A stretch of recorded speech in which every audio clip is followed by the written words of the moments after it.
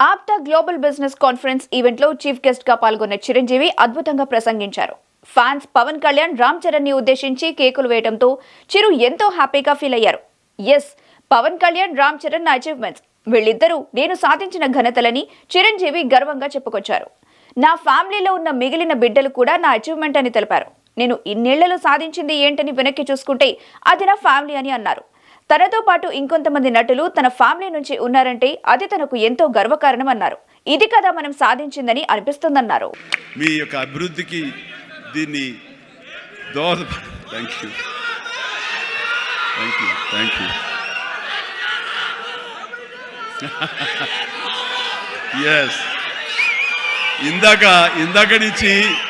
ఇందాక నుంచి చాలా చెప్తూ నా అచీవ్మెంట్స్ గురించి చెప్పాను. Pawan Kalyan is my achievement, Ram Charan is my achievement, నా ఫ్యామిలీలో ఉన్న అందరు బిడ్డలు అందరూ కూడా నా అచీవ్మెంట్. వీళ్ళందరూ చూస్తుంటే ఇది కదా నేను సాధించానని. మొన్న పవన్ కళ్యాణ్ ఇంటికి వచ్చినప్పుడు ఒక మాట అన్నాడు, అన్నయ్య నీకు ఒక మాట అనేవాడివి గుర్తుందా అని. ఏమన్నానరా, మన ఇంట్లో ఇంతమంది మీరందరూ ఉన్నందుకు, నాకు ఈ అవకాశం భగవంతుడు ఇచ్చినందుకు ఇది నాతో ఆగిపోకూడదు. ఒక రాజ్ కపూర్ ఫ్యామిలీలో ఎంతమంది ఎలా ఉన్నారో ఆ రకంగా మరొక రాజ్ కపూర్ ఫ్యామిలీ మన మెగా ఫ్యామిలీ అవ్వాలి అని నువ్వు చెప్పావు. ఈ రోజున చూస్తుంటే తలుచుకుంటే నీ మాట ప్రభావం, నీ మాట మంత్రంగా ఈరోజు పనిచేసి మన ఫ్యామిలీలో ఇంతమంది 90 ఉన్నాము, 10 మంది దాకా ఉన్నావు అంటే కనుక నీ మాట పవర్. ఎందుకంటే నువ్వు చాలా నిష్కల్మషంగా అంటావు, అనేదో కన్విక్షన్తో అంటావు, అందులో ఎలాంటి పొల్యూషన్ ఉండదు కాబట్టి దానికి బలం ఎక్కువ అన్నయ్య. మంచి మనసుతో అంటావు, పాజిటివ్తో అంటావు అని కళ్యాణ్ బాబు అంటే అవును కదా అనుకున్నా. తెలియకుండా అదే ఒక పత్రిక కపూర్ ఫ్యామిలీ ఆఫ్ సౌత్ అంటూ మా గురించి ప్రస్తావించినప్పుడు, భగవంతుడా, ఇది మా గొప్పతనం కాదు, నువ్వు ఈ ప్రజలు, నా అభిమానులు, ఈ ప్రేక్షకులు మమ్మల్ని ఆదరించారు కాబట్టి మేము ఈ స్థాయిలో ఉన్నాము. అనుకున్నది ఆ రకంగా సాధించగలిగాము అనిపిస్తుంది. అండ్ గతంలో ఎప్పుడు నేను ఏ సభలోనూ ఇంత మనసిప్పి మాట్లాడుకోలేదు. అది మీతోటి నేను మనసిప్పి మాట్లాడుకునేంత ఆప్తుల మధ్య ఈ ఆప్తా సంస్థ సంబంధించి నా గుండెని టచ్ చేశారు.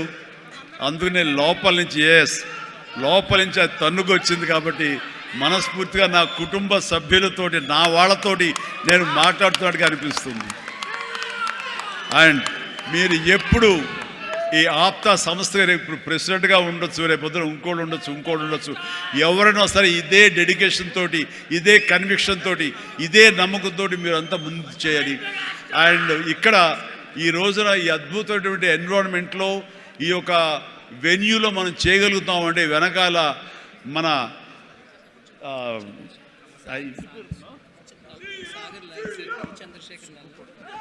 ఈ వెన్యూ ఇచ్చినటువంటి మా గోపి చలమశెట్టి అనిల్ అంటారు.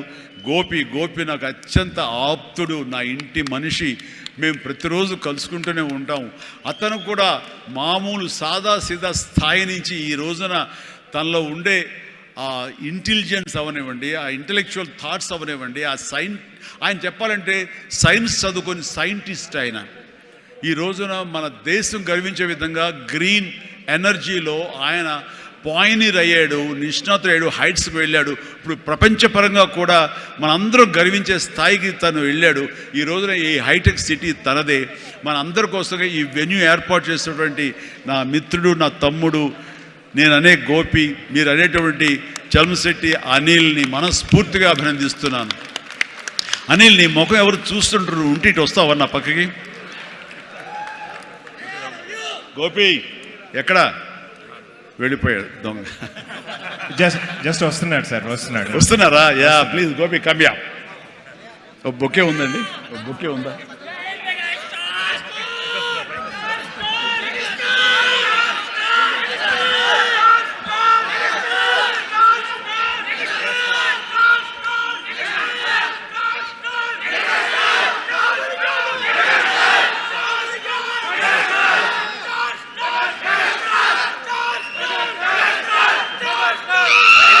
మెగాస్టార్.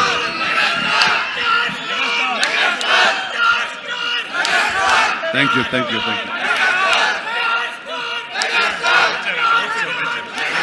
గోపి గారు, మా proud blessing. Thank you Gopi.